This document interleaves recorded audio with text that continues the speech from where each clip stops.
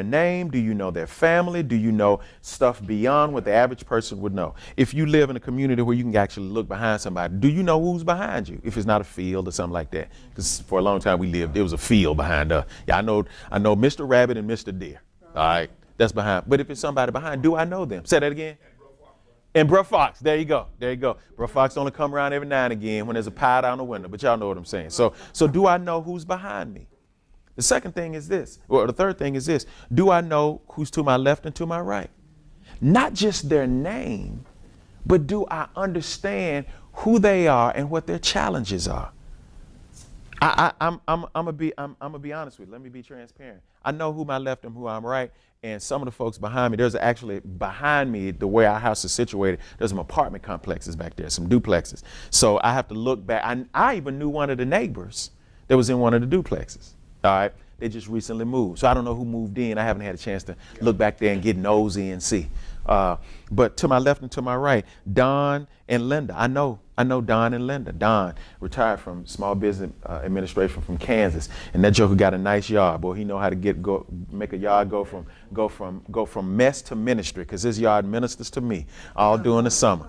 All right, Linda is a pharmaceutical sales rep, and I know what church she goes to. I don't think Don even goes to anybody's church, and we try to talk about certain conversations. Don is a conservative. Linda is a liberal. I'm trying to be very political when I say that, but I think, Roger, you know what I'm saying. So me and Don have a whole lot of conversations. When Linda started talking about that, I just kind of be quiet. I say, mm-hmm. So I know where they are politically. I understand where she is from a spiritual perspective. She loves her church. She loves her pastor, but she has a line where she goes. Don says, you know what, I love people, but I don't really want to get engaged in organized worship. I know where they are. People just moved in across the street. Don't know the names yet, but I'm going over there to knock on the door and figure out, hey, my name is Neal Scoggins. I just want to tell you, welcome to the neighborhood, and see what the deal is. Why is that even important? Because here's the deal. Acts 1:8 says that in order for me to engage my community is a unified body of believers, or a unified body of individuals. They're unified in our neighborhood. I need to know who they are, because if I'm a witness for Christ, everybody needs to know Jesus. And if everybody needs to know Jesus, I don't know, I can't take it for granted that, you know what, somebody else witnessing to them. No. I need to know that, you know what, somebody else may be witnessing, but I'm going to witness too. You know what, one plants, Apollos waters, but God gives the increase. Go ahead, Doc. Now, we talking about witnesses. I know everybody on my street, 5, 6, 7 houses that way, 5, 6, 7 houses, all the way to the end of the street. That's good, Doc. Nobody behind me but Brother Fox, Brother Deer, Brother Yeah. So you good. What I'm saying is, when I'm talking to these people and I'm dealing with them daily, they know God. Yeah. They know Christ. My problem is, come on. My thing is to get them to accept Him and follow Him. Now some of them, they've been there, but they had some cold shoulders, and they you know what, I ain't going back to the church. Some of them, well, you know what, he ain't working for me. Well, you have to have a mind to understand the power of God and how He works. Right. You see what I'm saying? Just right. Businesses and that. People, they know, but they just ain't ready to. They have something that happened that done separated them from that. There's so, but you know, and I think for us, we got a guy. His name is Courtney. Bless his heart. Courtney, 27 years old. And he think when he witnessed to somebody, when he shares, you know, what's going on with the church or what he's learned about the Bible, because he's new believer, he get mad because they don't respond like he respond. What's wrong with you? You don't want to jump on Jesus? I mean, he literally does that. And I said, Courtney, hold on, dude.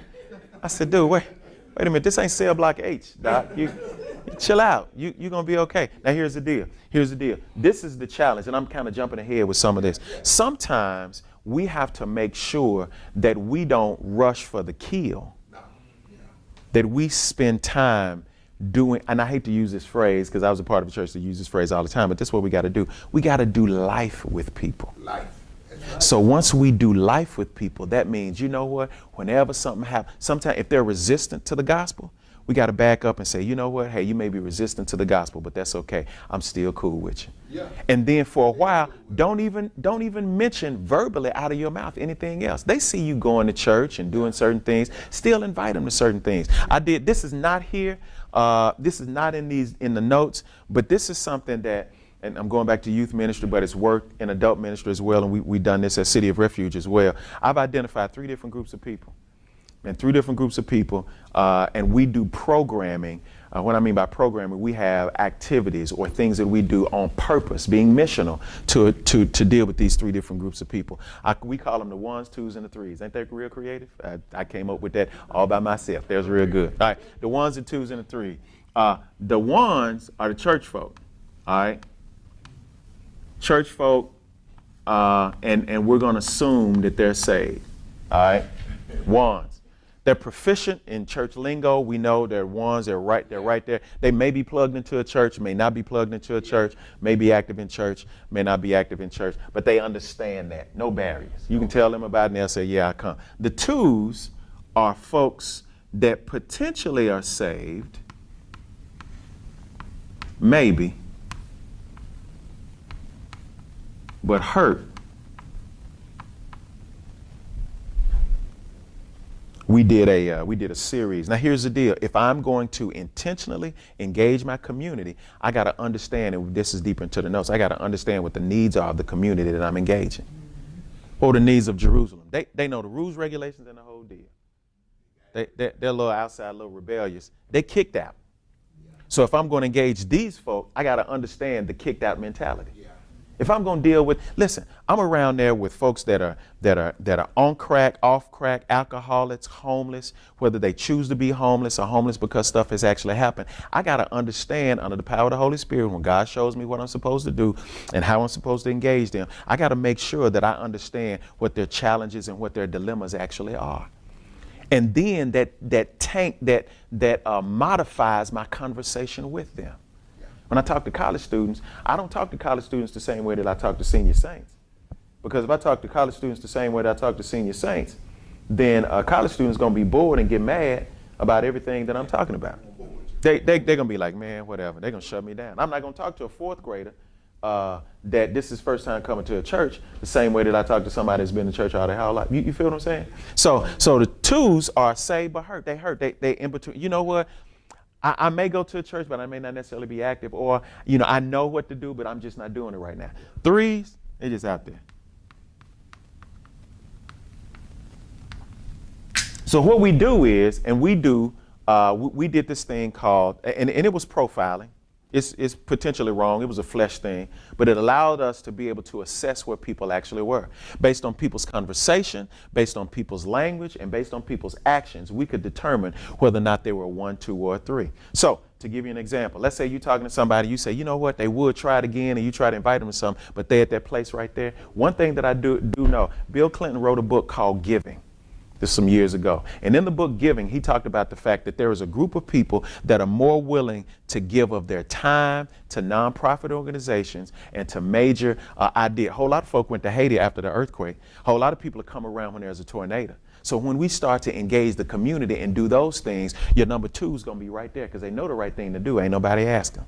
So the deal is, here's the deal. How is it that Judas, I'm going to kill your theology here for a second. How is it that Judas could get wrapped up in a group of folks that was sold out for him, but he wasn't sold out for Jesus, but he wasn't necessarily sold out? Maybe he was wrapped up in the fact that, you know what, we got somebody that's going to turn this world upside down, and I'm big on the vision, but I hadn't bought into the visionary. Yeah. So sometimes you get people wrapped up in the vision that still may be walking hurt, playing hurt. But after a while, they start to feel the love and it starts to heal those pains. And then eventually they'll start to talk about, you know what, I want to plug in, but let me tell you something. I want to join this church, but I'm hurt because I said I would never join another church again. Our church did a series called Dealing with Church Hurt. And for 4 weeks, my wife and I talked about previous church hurts that we've had. We didn't say any names. We just did general stuff. This is what happened. This is what the pastor did. This is what happened to us, and this is how we overcame it. It wasn't a tell-all session just to tell everybody's business, but we talked about it so that other people can identify with the fact that, you know what, they feel what I feel. And when people, because the name of our church is City of Refuge, so that's what we're trying to create, a refuge for people. So when people start to identify, they start to say, dang, you went through that? You went through all of that? And you still doing it? How are you able? So after Bible study, we be there, Bible study from 7 to 8. We be there to 9:30 at night. People say, but how did you deal with that? When you saw them in the store, you didn't see them in the store after they did that to you, did you? Yeah, we did. But how did you deal with it? Man, you know what? I cussed out a whole lot of folk in my head. And I would tell them that. You know, I cussed out a whole lot of folk in my head because I was still dealing with that. And they'll go, you know what? I do that too. But I don't do that anymore. Why? Because it was a process that I went through. I continue to allow God to work on me and deal with that. I didn't push them to do anything. And those people started to come back and say, you know what? This is a safe place for me to be. If we really want to engage the community, if we really want to be effective and be the church that God has called us to be, then we got to understand that there are some people that are here, there's some folks that are here, and there's some folks that are out there. The out there folks don't want to deal with church stuff, but they may get involved with some activity. I sent in 5 or 6 college age folks into a club that they frequent anyway. They were still coming to Sunday school, but they were still going to the club. I said, you know what, if you're still going to a club, take these flyers about Sunday school. And what I want you to do, I want you to go to this club at this time and hand out these flyers. I want you to engage everybody in there. 2 people came out. 1 person ended up in Sunday school, and now she's married to a youth pastor. But people start going, well, yeah, I don't know if you really want to do that. That's kind of outside the norm. Really? You know what? If you do what you've always done, you're going to get what you always got. But if you do something that you've never done, listen, lost folk, I'm drawn to the person that sneak in on the back row. That's who I'm drawn to. The one that smell like weed. The one that's playing the role. Yeah. Because at the church, that's what we're supposed to be about, right? Ministry's supposed to be messy. That's me. When I first come back to the church, I'm drinking, gambling, smoking. Yeah. So you know, here's the deal. You can look in somebody's eyes and tell what's going on. And you ain't got the, so here's the deal. You already got the heart and you got the eyes. All you need is going to put the feet to it. Don't be scared of it. Put the feet to it. Don't be scared of it. We know where they are. Jerusalem, Judea, Samaria, and everywhere else. So the deal is, if we really going to engage, we can't sit around and diagnose the problem. We're going to fix it. Don't make no sense in going to the doctor, my stomach hurt. He said, well, I believe you got a stomach ache. That'll be $80. And then you leave. I want the remedy. So when we start to figure out who our neighbor is, we start there individually. Who are those people that we see where we live around? Like you said, if you've been in an area, you know all of those folks. And like you said, thank you for bringing that up, because that's the challenge that we run into. I know who they are, but I can't get them to go anywhere. Well, maybe I could get them to go eat with me some wings and we just talk about life. They eat at my barbecue. Yeah, well, there you go. Yeah, oh, you do barbecue? Yeah. Doc, give me your address. My cousin do too. Yeah, oh, really? He came. Oh, Doc. I just do it at the house. Doc, y'all better stop. Y'all better stop playing with me. But that's the reality. Here's the deal. Let me ask you a couple of questions. Do we really know who makes up that unified body? We talked about that unified body before. Those folks that are around us in that cross that we have here. Yeah. Do we know who makes up the unified body? And then the second thing is this: what do we know about them? What do we know about them? Do we just know their name and where they're from? Do we know what they're dealing with? Do we hear a song that the choir sings, or do we see something in the news and think about them? Because we know that much about them that we understand that they could be hurting about what's happening. Are you feeling what I'm saying? That's when we start to engage the community. Have we engaged in Jesus conversations? And I think we do a real good job with that. Now here's the next page. Let me rush on. So what we need to do, here's an exercise, we need to start to do that. If we haven't done that, now you do that at home, but then the question I have to ask is this: do we know who's around in the neighborhood where our churches lie? Hello? Yeah, do we know who's across the street? I can tell you, because the first thing, listen, we haven't been going too long, but you know what? I spent a whole lot of time trying to hang out with everybody that's around us. Our church sits right here. Right across the street is a vacant field that we believe in God, that God gonna bless us with. All right. And I know who owns the field, and I go talk to him all the time. He just happens to own a business right next door. Right next to that is a club. And at the end of Bible study, sometime I walk across the street and go holler at the proprietor of the club, standing in the parking lot. Hey man, what's going on? Why don't you come back over here, Bible study? And he has come to our Bible study a couple of times. Smell like malt liquor, but he came.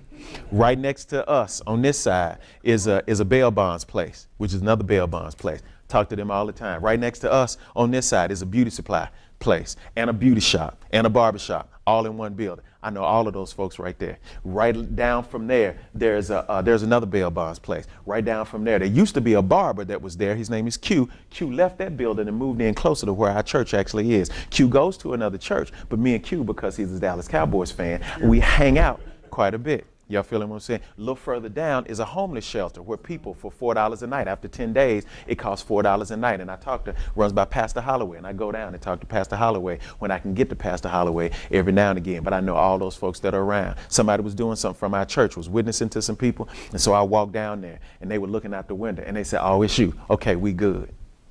Because they didn't want nobody else walking around. Do we know that cross, that square, with our homes, but do we know it with our church? We're talking about community engagement with the church. But does the church know that? Yes. Yeah, go ahead. Because when I was pastoring in Hazen, there was a tree across from the church, and a lot of the winos would hang out up under the tree.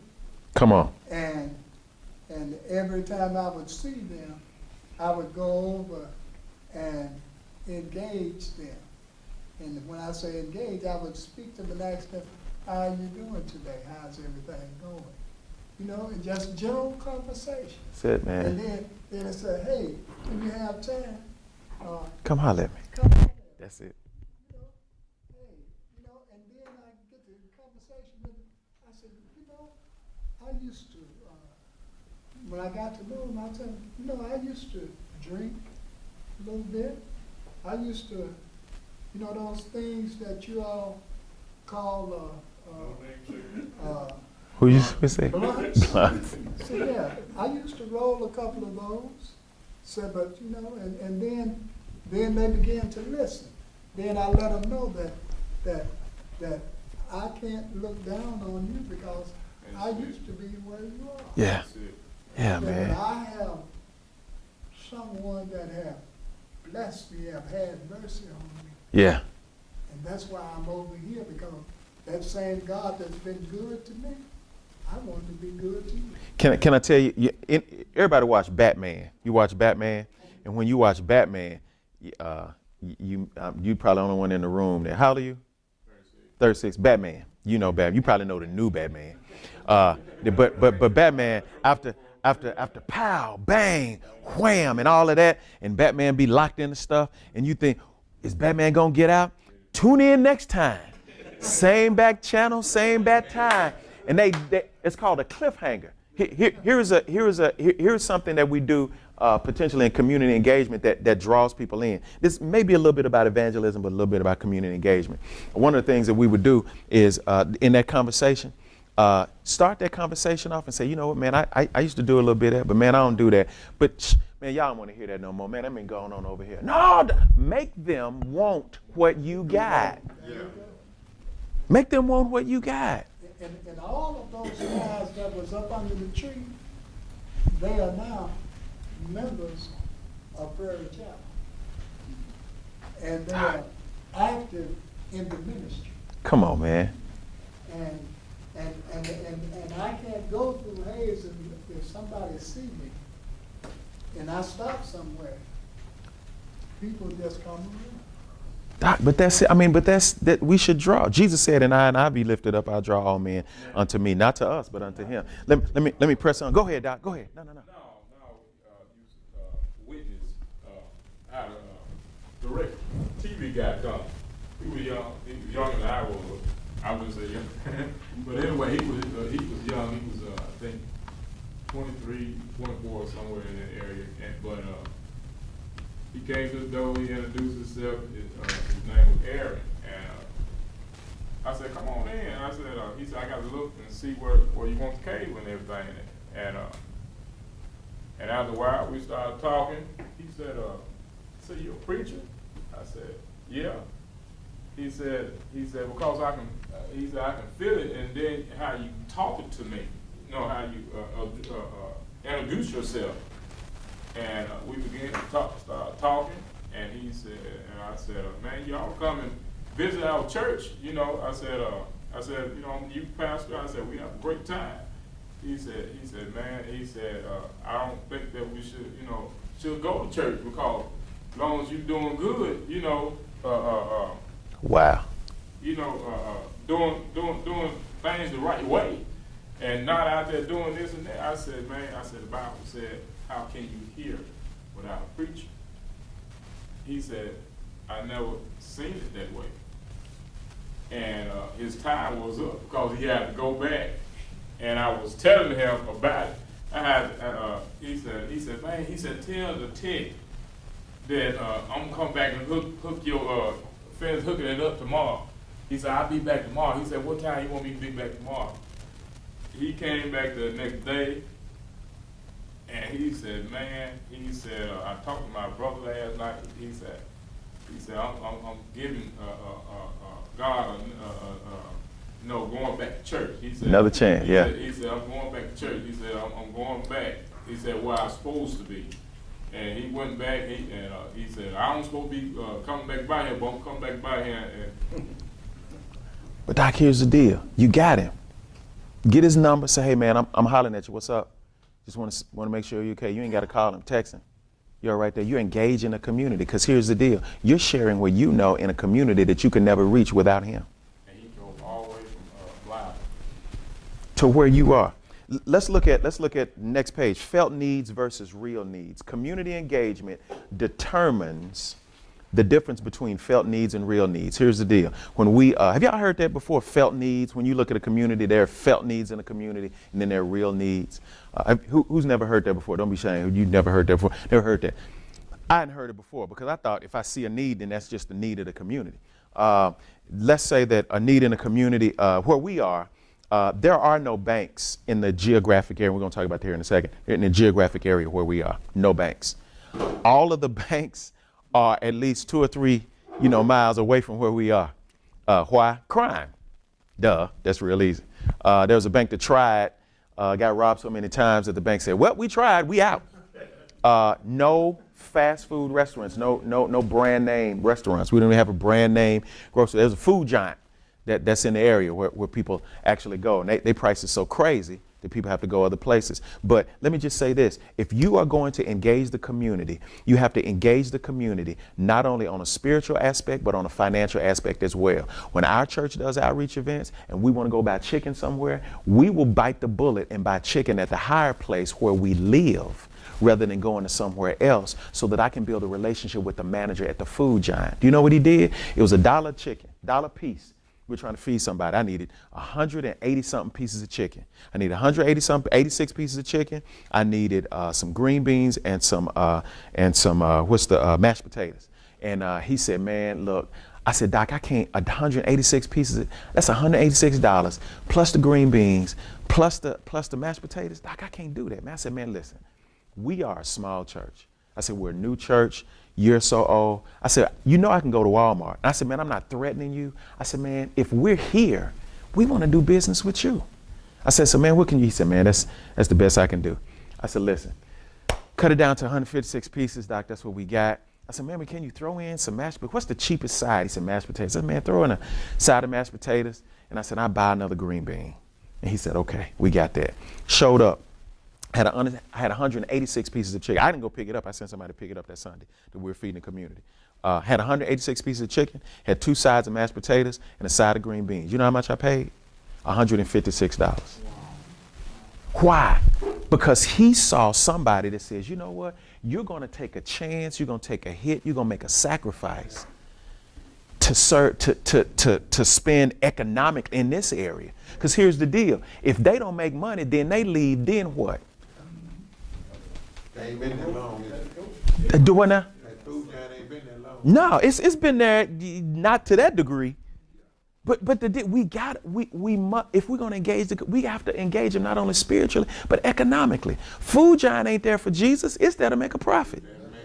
But if I help them making a profit under the power of Jesus, then I'm a witness and they are a witness and God is the, y'all feel what I'm saying? So that's part of what we do. So here's the deal, difference between felt needs and real needs. It's between felt needs and real needs. A felt need, I got 3 blanks here. Let's fill these in. A felt need is a person that needs a job. You see a person that come in and this guy said, man, I want you to hear me. Felt need, a person that needs a job. There will be a felt need. That's what you see. Felt need. Listen, that's what I need. Here's the real need. I'm going to say this so we can say it in your own words. This is a person that needs Jesus to guide them to the right career relationship. It's deeper than just a job. It's about Jesus guiding them to the right place that matches their skill set in order to be able to take care of their family long term. So what I'm saying is this. The felt need is a person that needs a job, but the real need is they need Jesus to guide them in the right career relationship. In March, we're doing something called a career fair for the hard to place. Folks with felons, people transitioning out of jail, people that had a whole bunch of jobs, folks in the service industry. Hard to plug into some of those because, you know, servicing, they're a dime a dozen. A whole lot of folk, turnover is real high. You coming out of jail, you got a felony? Shoot, how you gonna get a job? Tough, unless somebody give you a break. But there are companies that do it. Well, why am I doing it in the community where we are? Because I understand that's not only a felt need, but that's a real need. Because if they don't have their needs actually, how can you hear who Jesus is if the growling of your stomach is shining lighter than the preaching from the preacher? Are y'all feeling what I'm saying? That's it. Look, but how y'all able to do that? Y'all ain't got a lot of money. We don't have a lot of money, but we got a lot of Jesus. That's it. Next, felt need. A group or a community needs the crime to go down. That's a felt need. In our area, we want the crime rate to go down. It's a felt need. We want the crime rate to get lower. Here's the real need.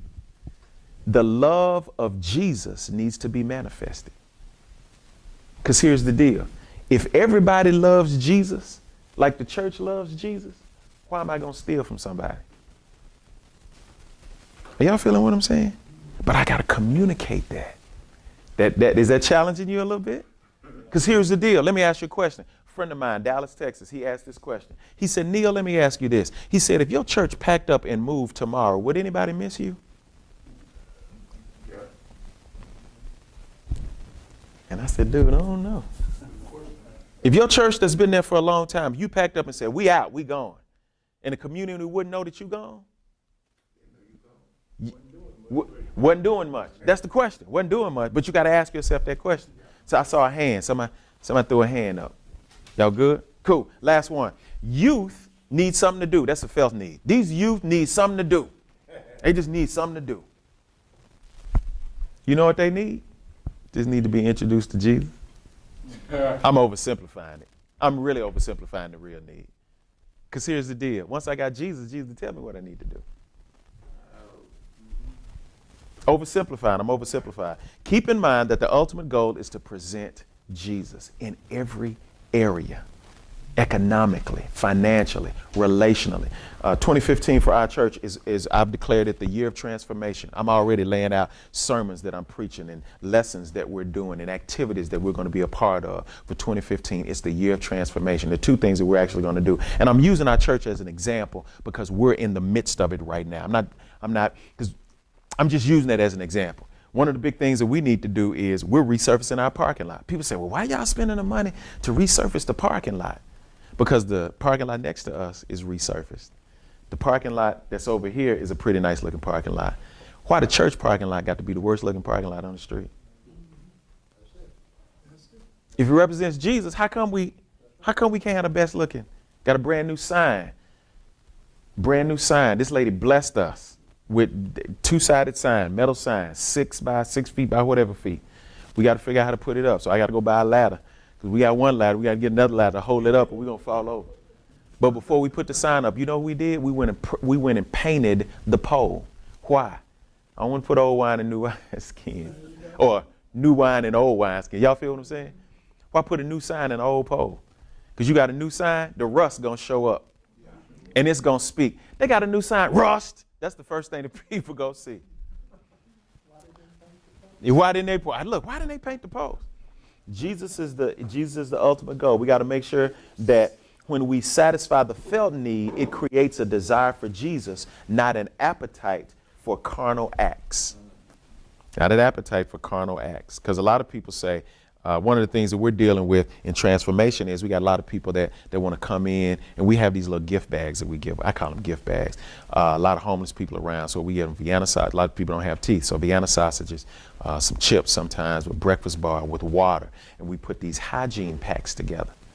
Why am I doing this? Because I looked at the community that we are in, and I recognized what the felt needs were and what the real needs are.